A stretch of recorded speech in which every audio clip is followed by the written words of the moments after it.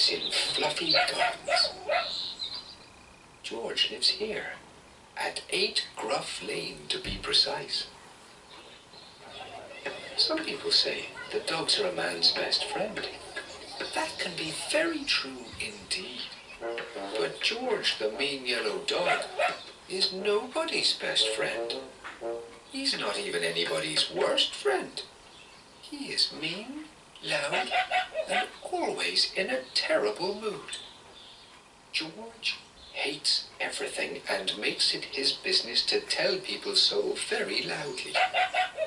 If you drew a picture for George and showed it to him, he would say, "I hate that picture," and make you feel very bad. George hates everything.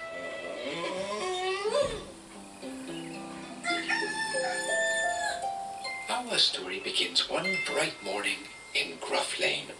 George had got out of the wrong side of the bed, just as he does every morning. "Bah!" shouted George. "I hate morning time." He ran to his window and looked to see if there was someone to blame for it being morning time. There wasn't anyone outside, so he shouted at the flowers. "I hate morning time, and it's all your fault. Stupid flowers!" he roared, and made the flowers feel very bad.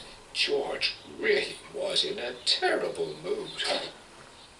After brushing his teeth, which he hated, George went downstairs for breakfast. George hated breakfast. He made himself some tea, which he hated, and toast, which he also hated.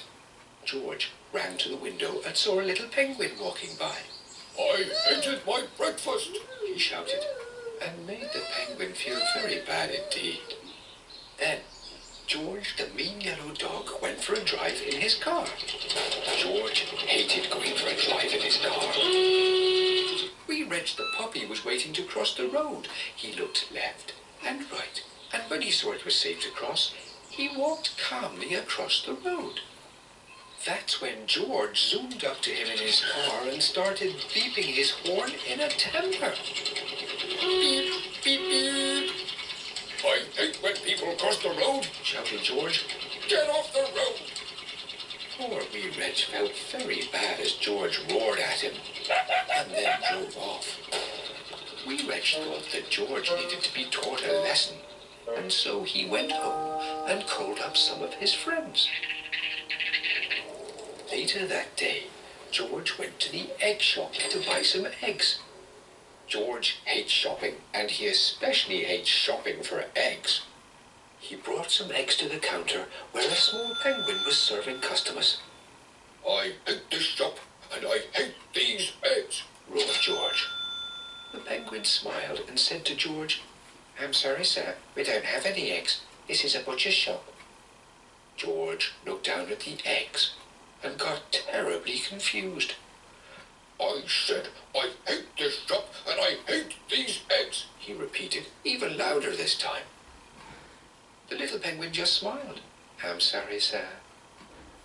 "Next, please," he said cheerfully, and served the next customer, Henny the hippopotamus, who wanted some eggs for a cheese omelette.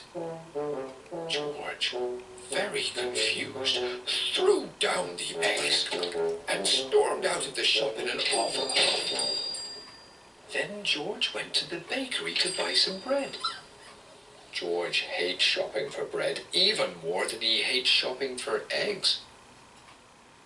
He brought a loaf of bread to the counter and shouted at the small penguin baker, "I hate this bakery, and I hate this bread."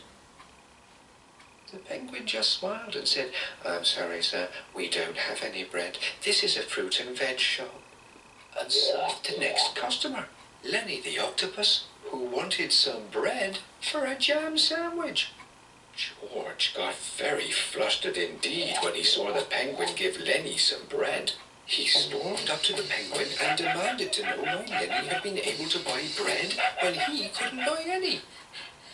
The little penguin explained that only people who ask nicely will get what they want. "I hate that," shouted George. Then he thought for a moment and asked in a quiet voice, "Please may I have some bread?" The penguin smiled and gave George his best loaf of bread. George didn't seem to hate this loaf.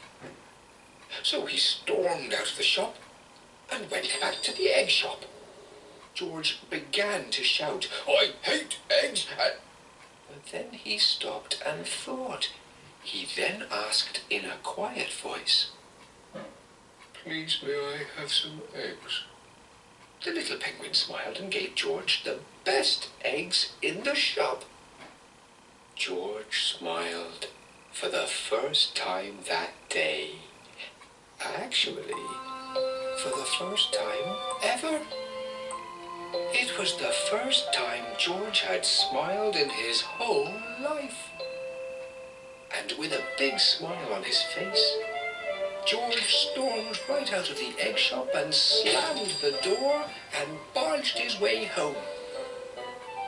The little penguin called up Wee Reg right away to tell him that his plan had worked. Wee Reg wagged his little tail as the penguin told him all about it.